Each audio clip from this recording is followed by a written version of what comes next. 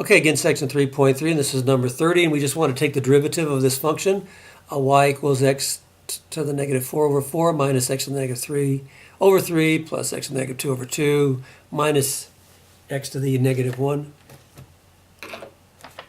Okay, and then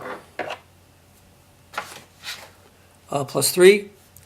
So this is all right if we take the derivative. This we just use the power rule, so that's going to be negative 4. I need a pin here. This will be negative 5, pardon me.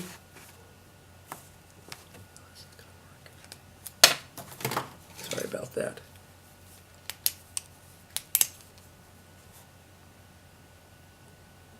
There we go. Okay, so we just use the power rule. So we've got negative 4 times, and if we subtract 1 from negative 4, we get negative 5.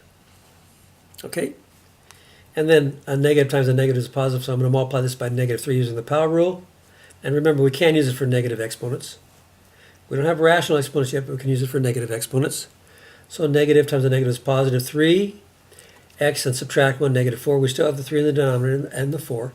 And then negative times a positive is negative 2. X to the negative 3, subtract 1 over 2. And negative times a negative is positive 1. X to the, and if we subtract 1 from that, we get negative 2.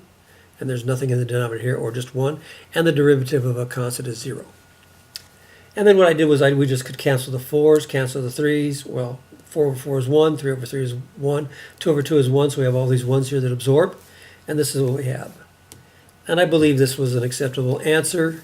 You could always just get rid of the leading minus sign by putting this term in front and going 2, 3, 4, 1, and then using reciprocal so we don't have negative exponents. So you could write the answer either like this or like this. Okay, here we don't have the negative exponents or the leading negative sign, so that also works. Okay, so that's just taking the derivative of the function. And number 32 is another function.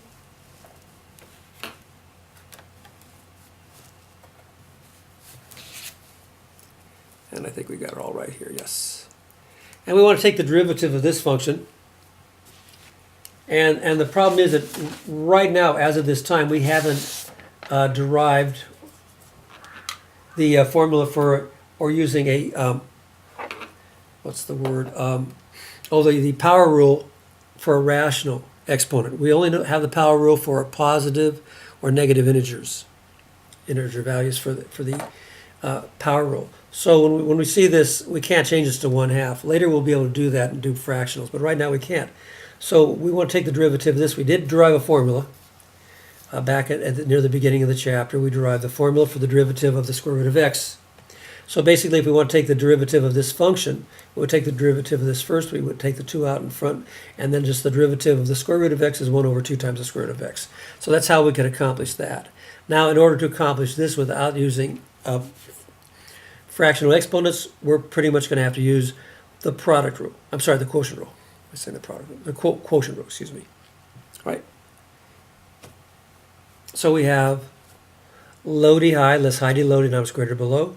So low is the square root of x, d high, and the derivative of 1 is 0, less high, which is 1, times the derivative of the denominator, and that's the square root of x, and we remember that's the formula we had, 1 over 2 times the square root of x.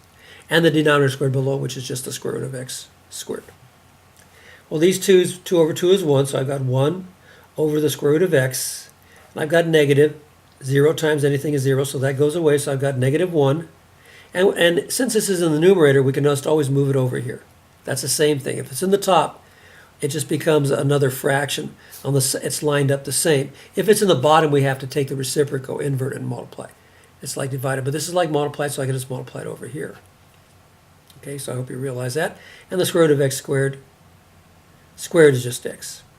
A negative times a negative is a positive. Now this stays the same.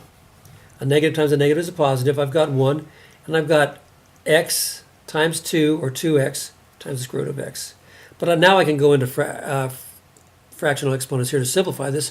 This is x to the 1/2, and this is x to the first power, and this is 2.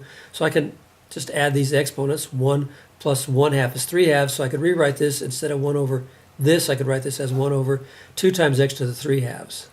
So that kind of combines these two factors of x and the square root of x, and this stays the same. So this would be your final answer. Okay, so I hope that makes sense. And that's number 32.